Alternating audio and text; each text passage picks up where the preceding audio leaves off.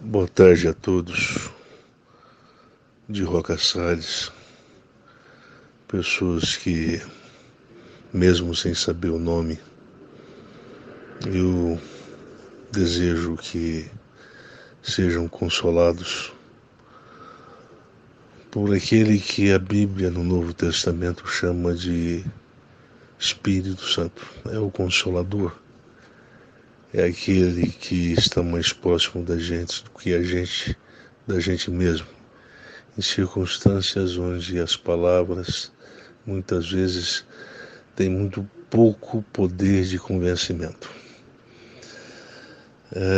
Mas eu queria me dirigir ao cidadão e à cidadã, ao senhor e à senhora, ao jovem e à jovem, ao homem e à mulher que mora nessa cidade de Roca Salles, que foi submetida há poucos dias a uma experiência de muita tristeza pelo fato da enchente ter pego a cidade e praticamente destruído ela toda.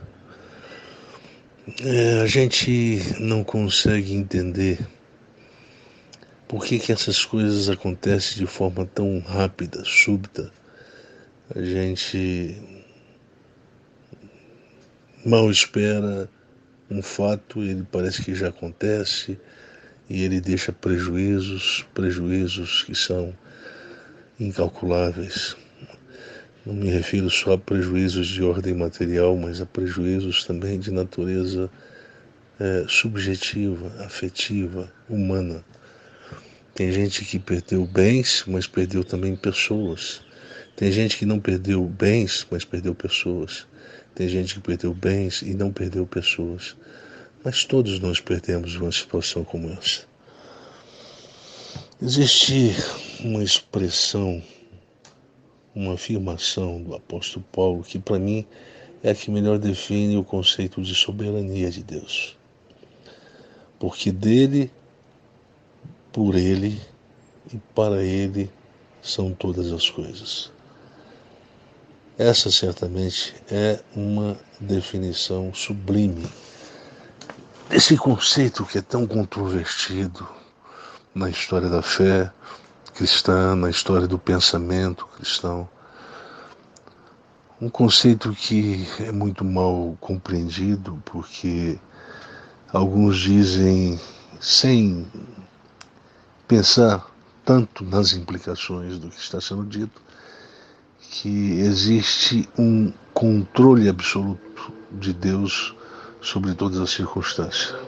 Bem, eu poderia entender do ponto de vista da lógica, de quem observa os fatos e que é passível do impacto deles, na minha subjetividade, eu poderia dizer que essa soberania compreendida dessa forma é uma soberania que foi muito questionada ao longo do processo histórico, ao longo da construção histórica do pensamento cristão. Porque quando houve certas tragédias no mundo ocidental, século XVII, por exemplo, em Lisboa, o terremoto, se questionou muito o conceito de bondade de Deus. Mas se Deus é bom, por que ele permite que coisas como essa aconteçam? Que gente inocentes morram em tragédias cósmicas, em tragédias como essa, que envolve mais do que poucas pessoas, uma família, envolve uma coletividade imensa. Então a gente sempre pensa, não, mas se Deus é soberano, se Ele é bondoso, Ele deveria exercer a sua soberania, a sua bondade, para evitar que situações dessa ocorressem de forma tão trágica na vida da humanidade, que é aparentemente completamente indefesa frente a situações como essa. Eu diria que a nossa fragilidade é uma fragilidade de natureza também hermenêutica e compreensiva.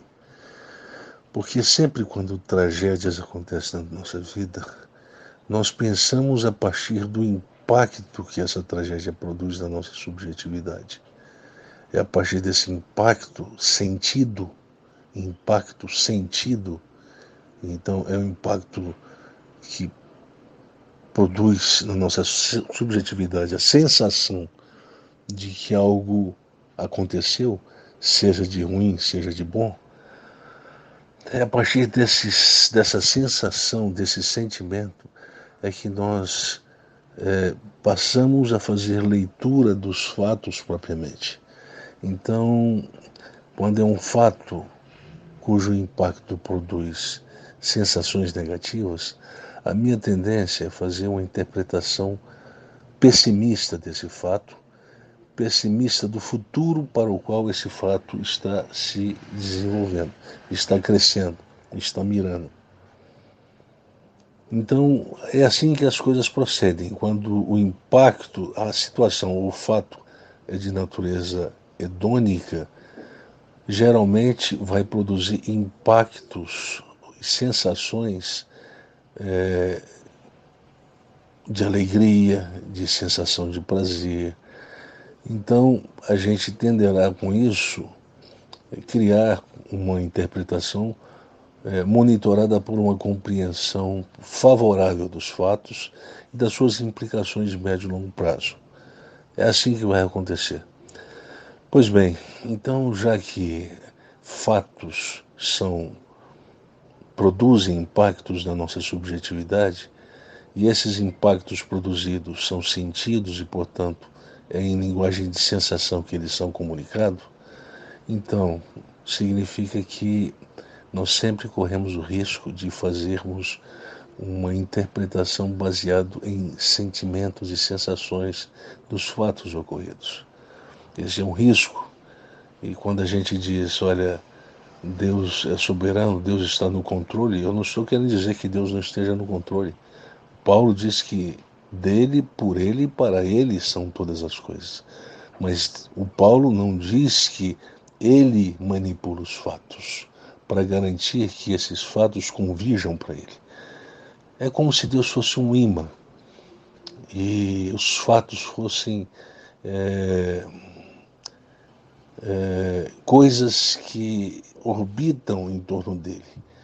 Então, mesmo quando ele não atua de modo ativo, de modo a interferir, todos os fatos acabam sendo atraídos por ele porque há uma convergência maior. Ele representa, a soberania de Deus representa esse imã maior que dá sentido, que dá teleologia, que dá direção para todos os fatos e, portanto, os fatos que convergem para Deus são os fatos que no final terão uma finalização cabal, escatológica, que vai produzir redenção, não só para um indivíduo, mas para uma coletividade. Olga Salles foi, infelizmente, foi atingida por esse avalanche de águas, né? Repentino, e que gerou um prejuízo imenso do ponto de vista da infraestrutura da cidade, para pessoas que sobrevivem aí nessa cidade. Mas eu queria dizer o seguinte: esse fato que se transformou no fato mais importante da história de Roca Salles não é um fato que deva determinar a perspectiva de todos aqueles que sofreram de uma forma ou de outra por causa da irrupção desse fato. É um fato que talvez tenha uma pretensão escatológica. Quando eu digo pretensão escatológica, eu estou querendo dizer que às vezes a gente precisa ser acordado da forma como C.S. Lewis dizia, né, que o sofrimento é um megafone de Deus usado para fazer ouvir um mundo surdo, né? Então, às vezes o sofrimento é a forma como Deus dá um estalo. É a forma como, segundo Paulo, Deus acorda as pessoas. Quando ele diz assim: acorda, tu que dormes, levanta-te e Deus te iluminará. Então, esse acorda, esse desperta, acontece quando um fato desse acontece. Quando um fato desse acontece, a natureza desse fato não é meramente a natureza comum, mas é a natureza escatológica, porque o objetivo é atingir uma direção, uma meta, que era alcançar um alvo. Por isso ele é um fato escatológico. Então eu queria dizer para todos, os crentes e os que não são crentes, aqueles que são portadores de fé e aqueles que não têm fé, ou aqueles que têm dificuldade de ter fé, aqueles que têm dificuldade de confiar em Deus, eu queria dizer para vocês o seguinte, que a soberania de Deus, ela está presente nesse processo onde o sim e o não fazem parte dessa composição histórica da criação de uma redenção para a humanidade. A humanidade não está sendo redimida só pela alegria, mas por esse diálogo intermitente, contínuo, cotidiano, do sorriso e da tristeza, da alegria e do choro, da conquista e da perda, do nascimento e da morte, da luz e das trevas. Esse sim, ele não é uma força hegemônica dentro desse processo em que a providência atua como capacidade diretiva.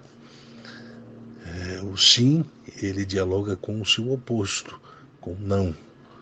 Portanto, esse diálogo entre o sim e o não, entre o sim e o não, é um diálogo que pretende produzir sincronia, harmonia, nesse percurso que a providência aparece como capacidade diretiva presente em toda a situação, que visa atingir o vislumbre escatológico do alcance do alvo. Como diz o apóstolo Paulo, é uma coisa fácil, eu deixo as coisas que para trás ficam e avanço para as que adiante me estão. Avanço para o prêmio da soberana vocação. É um alvo, tem um fim, tem uma teleologia, tem um objetivo final a ser alcançado. Então, às vezes, para que esse objetivo final seja alcançado, é necessário passar por situações assim, calamitosas, trágicas. Imagine Jesus lá no morro do Getsemane. Pai, se possível, passa de mim esse cálice. Contudo, não seja como eu queira, mas como tu queres.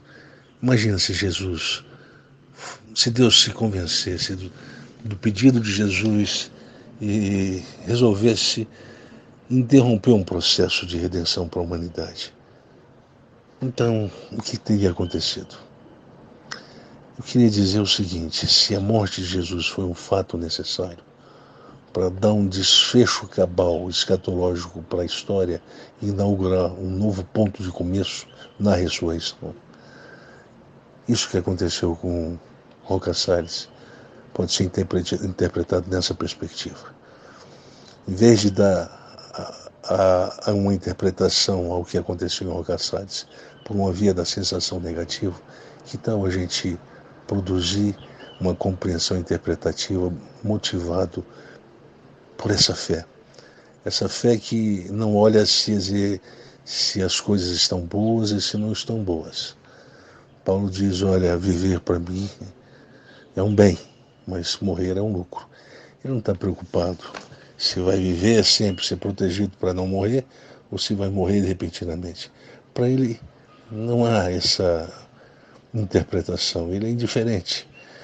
Ele simplesmente está vivendo. E não está preocupado se algum mal vai atingir ele em algum momento. Não, ele está vivendo. Sabendo que ao entregar a vida para Deus, ao se entregar na fé, ele se entrega na mão de quem é soberano e de quem é Deus sobre todos os deuses, é Senhor sobre todos os senhores.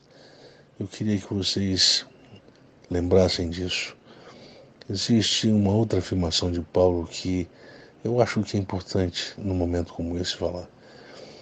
Existe a expressão elpis, no grego significa esperança. Fé significa pistos, no grego confiança. A fé, ela contém na sua própria composição orgânica, se podemos dizer assim, ontológica, ela contém, ou nessa composição, contém a desconfiança, a dúvida e a confiança. Quando a gente fala de fé, a gente tem que ter consciência de que a fé, ela também pode se arrefecer. Ela pode voltar, ela pode retroceder. É o que aconteceu com Pedro na experiência do mar quando fala com Jesus. Ali houve uma dúvida e ao haver uma dúvida da fé, houve um náufrago do apóstolo Pedro. Jesus vai e sobe, pega na mão dele e não deixa ele se afogar. E existe a experiência daquela mulher que reclama as migalhas que caem da mesa. E Jesus diz, olha, que fé admiravelmente grande. Porque é uma fé que confia em Deus. Então, na fé existe essa dimensão ambivalente, que é a dúvida e a confiança. Quanto maior for a confiança em Deus, maior será a projeção da fé, que é a esperança. E quando a esperança da fé tem mais poder projetivo, então ela produz um comportamento elegante, que é o comportamento da resiliência. A gente consegue resistir mais às experiências de perda na vida. Eu queria que vocês pensassem isso. Quando Paulo fala dessa resiliência, ele usa o termo hipomone, no grego, que significa aguardar com paciência. É preciso, nesse momento, ter essa sobriedade. Por quê? Porque as circunstâncias como essa têm o poder de tirar da gente essa sobriedade, essa serenidade que é necessária para pensar as nossas perdas à luz de uma história que vem antes das perdas. Uma história vem antes das perdas, uma história da Fabiana, vem antes da perda da farmácia. Uma história do Hirata, que é namorado dela, que está chorando, que pesou, que sentiu a perda do momento, vem antes disso. A minha história, a minha perda, eu perdi minha filha com 3 anos de idade, a minha história vem antes dessa perda. E ela está em construção. E que eu queria que você entendesse isso. Escatologia é construção histórica de uma perspectiva definida, de ação dinâmica da providência que objetiva alcançar um fim definido e cabal. Isso vai acontecer, por isso Deus é soberano. Mas não é soberano no sentido de que tem poder para interferir sempre e a todo tempo nas coisas. Não, porque se ele interferisse a todo tempo, então não existiria dor, não existiria sofrimento, não existiria perda, não existiria nada disso. Então isso é mentira. Nós não podemos criar crenças fundamentadas em mentiras assim. É preciso ter sobriedade para caminhar na fé cristã. E eu peço que vocês estejam conscientes disso, de que quando nós falamos que Deus é bom, não significa que Ele está com o compromisso, Ele tem o compromisso de nos proteger de circunstâncias adversas o tempo todo. Não. A bondade de Deus tem a ver com essa direcionalidade que está presente em todo o processo histórico de construção da vida, da redenção de cada um de nós. Então, é esse bem que precisa ser alcançado lá na frente, mas ele não pode atropelar situações como essa que nós estamos vivendo em Roca Salles agora. Se isso é necessário para amadurecer a fé das pessoas que moram em Roca Salles e que têm fé nesse Deus que eu estou apresentando aqui na reflexão, então essa perda, por maior que tenha sido, ela não pode produzir um impacto sentimental capaz de nos relativizar a definição de bondade de Deus. Deus é bom o tempo todo, porque Ele nos faz triunfar em Cristo. sempre, em todas as coisas, apesar das perdas. Eu peço que vocês confiem em Deus. Deus sempre está com a gente. Deus está com a gente quando a gente está com a mão cheia e quando a nossa mão está vazia também. Ele cuida, sempre cuidou e sempre vai cuidar. Paulo diz que todas as coisas são possíveis resistir em Deus. É isso que ele diz.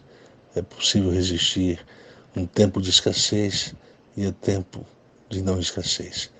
Em tudo somos mais do que vencedores. Então é isso que o apóstolo Paulo diz. Eu queria que vocês pensassem nessas poucas palavras que eu disse e que Deus possa iluminar a todos e abençoá-los. Um abraço. Quem falou com vocês é o pastor Anderson de Goiânia. Sou pastor e discipulador do Hirata e ele que me solicitou fazer essa reflexão para ele levar para vocês. Um abraço a todos, que Deus abençoe